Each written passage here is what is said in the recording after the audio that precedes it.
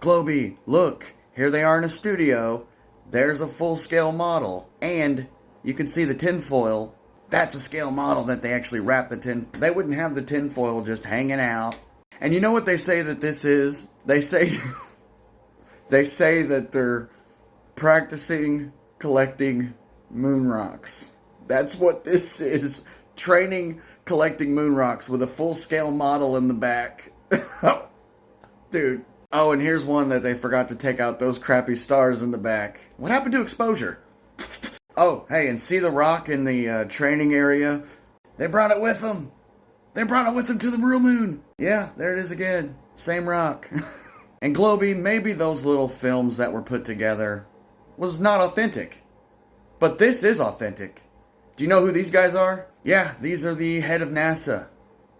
He seemed to spend a lot of time with them. Just broing it up, man, kicking it with the boys. Look, the guy from NASA's like, "Hey, Stanley, can I get a cigarette and 2 weeks of your time to fake a moon landing?" Ugh. And look, Stanley even left a little clue in The Shining with this Apollo 11 sweater. And Globy, I know you love to debunk this film, but do you think maybe any of this could be true, though, in this film? Maybe it was like a facetious attempt to get a truth out there? Poor inept NASA couldn't get a rocket into space.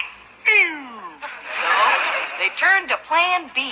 The end of the decade is here, and there's still no Americans on the moon. Those Ruskies are gonna beat us to it. I'll help you, Mr. President. Who the hell are you? I'm Stanley Kubrick, and I'll use the tricks I learned while filming the movie 2001, A Space Odyssey, to fake a moon landing. And we're the Mafia, and we'll fund your scam to build a secret soundstage in Las Vegas. See, man, people have been using facetiousness and satirical jokes to get the truth out for quite a while. I mean, I feel like everyone knows that Stanley Kubrick had some involvement with NASA and the moon landings. 5 years after the fake footage had been shot, Kubrick was imprudent enough to contact the White House and then NASA to ask to borrow a special lens for the filming of Barry Lyndon. NASA agreed in exchange for services rendered. So 5 years later, Stanley hits up NASA and is like, "Hey, can I get a couple of those camera lenses back that we were working with the moon landing?" And sure enough, there is a specialized lens that only Stanley Kubrick, NASA, and the creator of that lens even have copies of. I know there's a smear campaign towards this film saying that it's out of context interviews talking about unrelated material, and they've compiled it together to make it seem like it's this moon landing hoax video, but not everything's out of context. He needed a big stunt to reverse his negative image with the American public. President Nixon was on the telephone, speculating. He kept fiddling with the telephone cord. The Oval Office was in semi-darkness, and I found it very difficult to take notes of this meeting. The director of the CIA was looking panicked. He always overestimated the power of the Soviets. The Russians will put a man on the moon. It's only a matter of months, maybe even days. I have very accurate information about that. We can't wait another year. We have to launch Apollo 11 as soon as we can. And the president turned to his experts at NASA and said, "Are we ready?" The director of the space agency only half reassured him. He said, "We might not be able to send back films of the first steps on the moon." Well, President Nixon refused that idea. No way. The whole world is waiting to see an American take the first steps on the moon.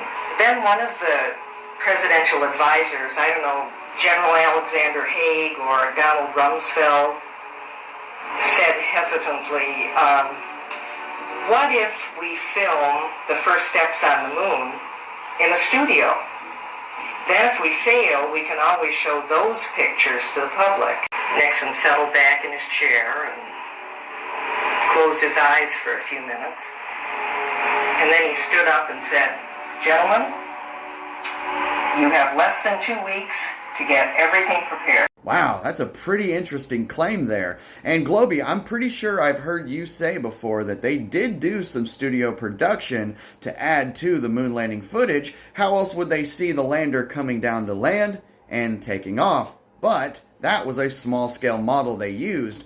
Why is there a big scale, full scale model here with that rock that was actually on the moon with them. While they're in studio, shouldn't this lander be attached to the Saturn V rocket? I just don't see why they need the lander there with them as they are practicing picking up moon rocks.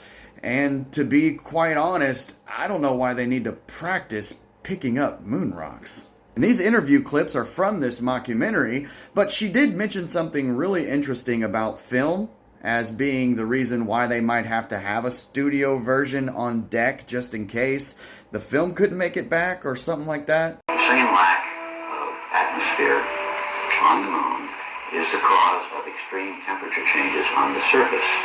The camera used on the moon was a Hasselblad 500 of excellent design and quality, but with no special modifications or cover.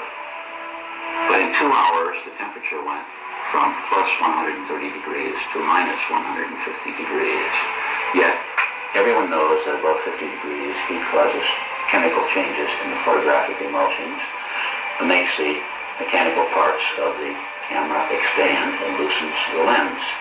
Extreme cold would render the batteries in the exposure meter useless and freeze the film, which shatters like glass at minus 80 degrees. The X-rays from the sun would fog the film, and ultraviolet rays would distort the colors, yet the colors are perfect. I'll admit, Globey, some of the interviews in this film do seem out of context, like they're interviews from something completely unrelated and they just spliced it up. But a lot of it is specific to this topic. It's just weird to me that a French filmmaker can get all these high-profile people together to make a mockumentary about Stanley Kubrick the year after he passes away. And especially getting his wife involved with it. It's like, hey, we're making a film to lie on your husband, and we'd like you to be a part of it. They tried and tried, and it didn't look right. I remember the thing with the stars. They had huge sheets of paper, and they were little pinholes. Everybody should realize what an achievement it was to do that. Kissinger was so nervous that he packed his passport, in a big suitcase and things like that. He was very unlike himself. It finally worked, and Kissinger was very, very, very pleased with the result. It looked fantastic. I wonder if they're talking about these stars. And why is she even referencing Kissinger if they're not talking about this moon landing at all? So, Globey, you know me and some of the people that I run with, we sort of have to say, this is not for educational purposes, this is only satire, and it's only comedy, so we're just entertaining right now. And then go look at my bio on my page. It says this is only satire and comedy. Some people who are at risk of their freedom of speech or safety, sometimes they have to release information in such a way that it excludes them from harm or ridicule